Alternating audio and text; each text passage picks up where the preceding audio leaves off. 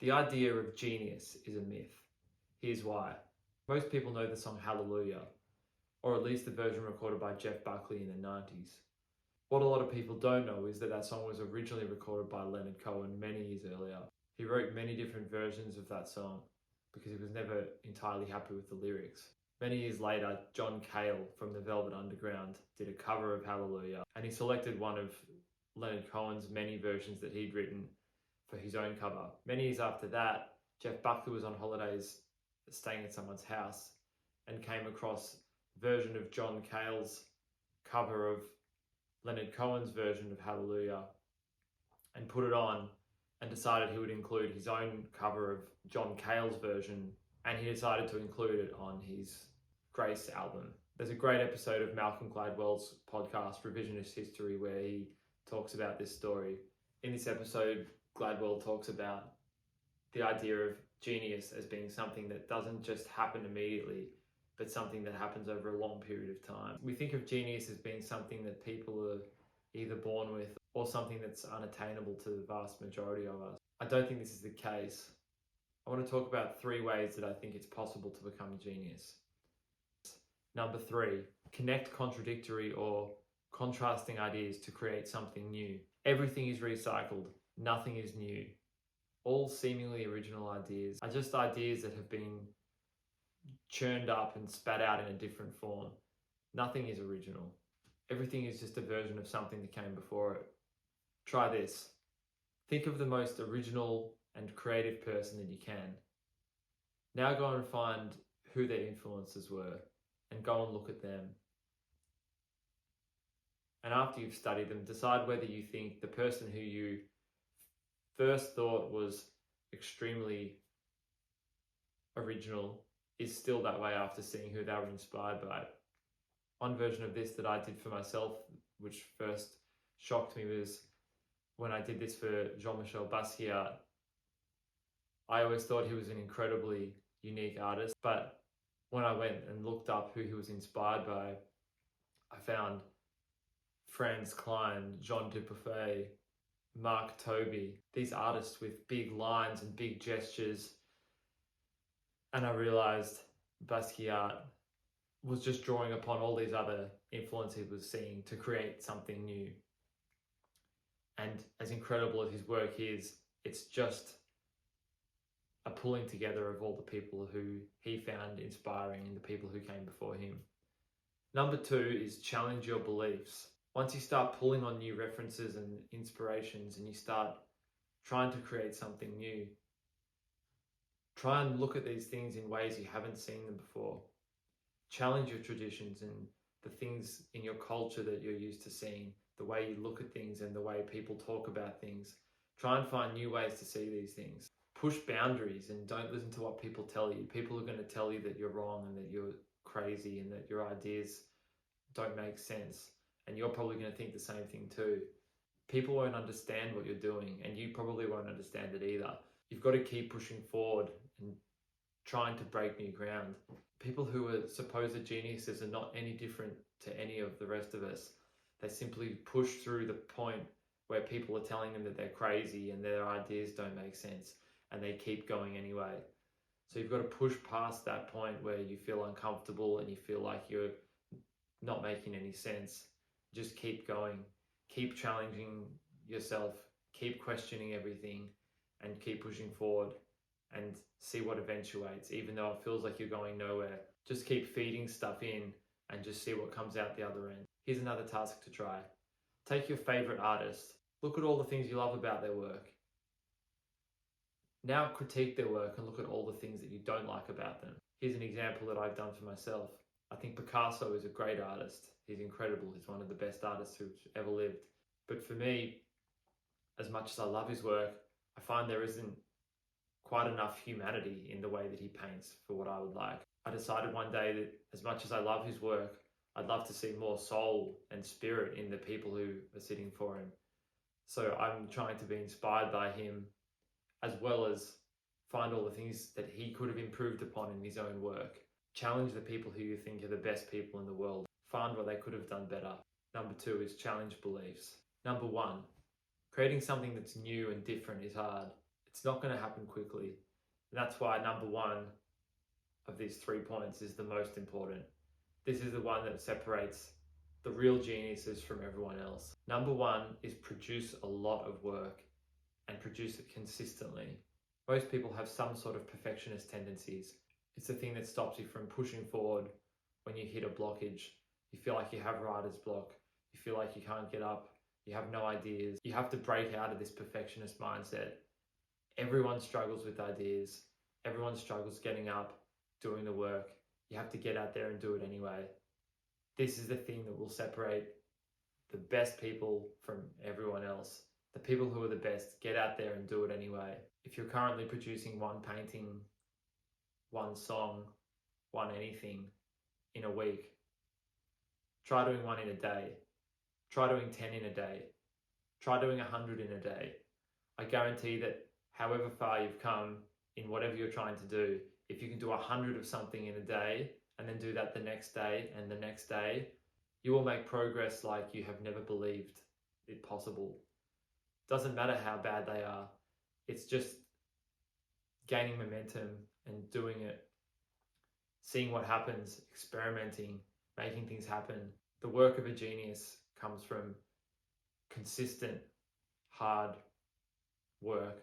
And if you're able to get that momentum up, you'll find yourself progressing far beyond what you ever believed you could. You don't hear how much work the people you love put into the things that they do. You just see the final results. That might be 1% of what they do. I have this theory for myself that 1 in 10 things that I do is okay. 1 in 100 things that I do is reasonably good, but it's 1 in about 1,000 things that I think is actually great.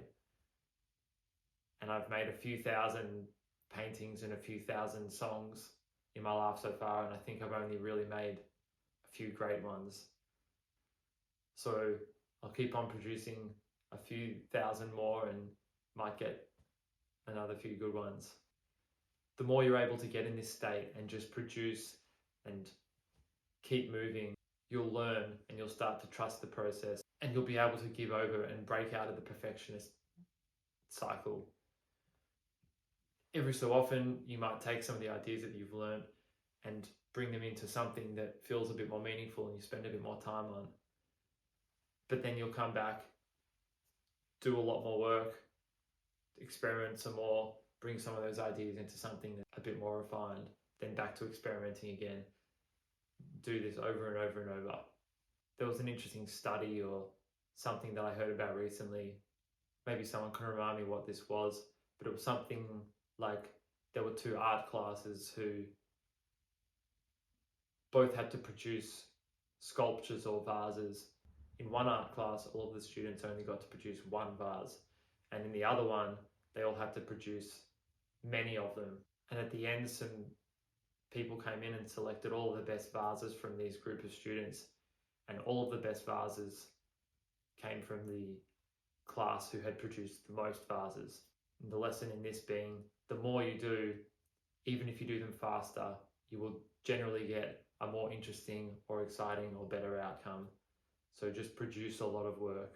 Producing a lot of work can be really hard though, and staying motivated to do this is really challenging sometimes. But there's been one piece of advice that I heard a few years ago that has really stuck with me.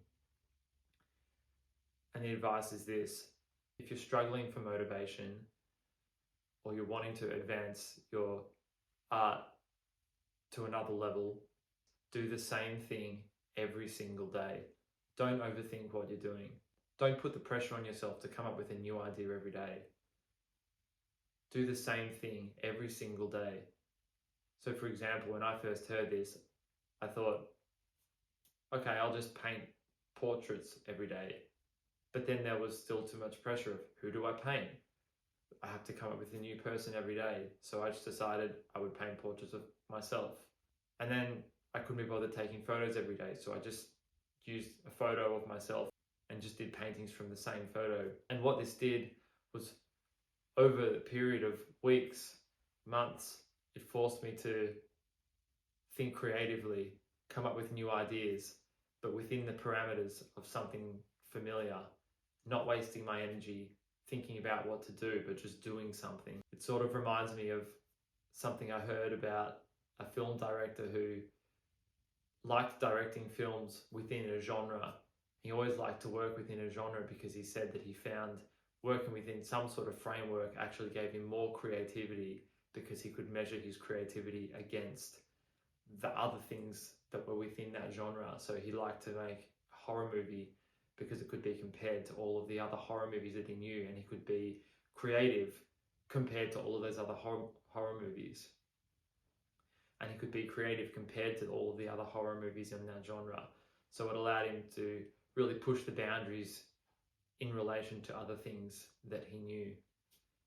I think there's something of that in this idea of just doing the same thing every day, and at some point you'll find yourself getting bored, or you'll find yourself with some new idea and you'll start to want to push outside of the familiar territory. It might take days or weeks or months, but stick with it and you'll see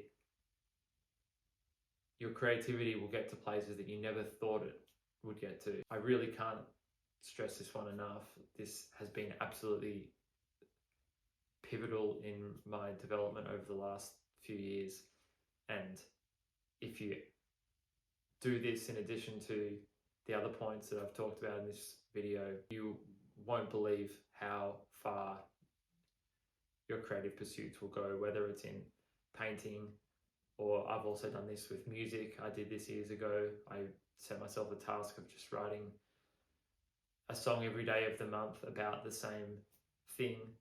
It really sparked something new in my musical workflow. So try that out. Paint the same thing every day, draw the same thing every day, pick anything. Could be a portrait of yourself, could be a dog, a tree, doesn't matter what it is. Pick the first thing that comes to your head. The simpler sometimes might even be better. Draw a circle, come up with the dumbest thing you can think of and just start. It doesn't matter. Just go for it. The difference between you and the people you see as geniuses really isn't that much.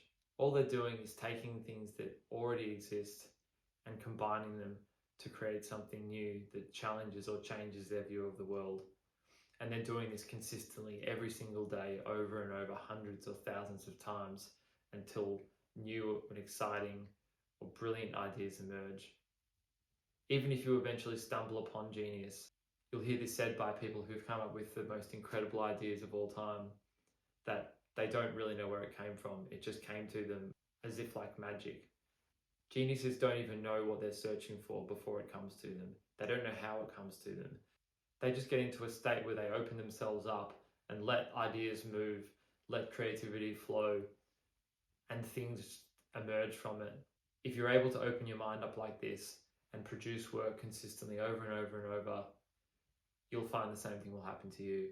The best ideas happen when you open your mind up and just let things flow. Don't think of geniuses as being people any different to yourself. All they are people who surround themselves with a lot of exciting and new ideas, put them together in interesting ways, and open themselves up to the creative flow and work really, really hard over and over until things happen. So get to it, make it happen. Go and make 100 things this week. Go and make 100 next week. Then go and make 200 the week after that. See what happens.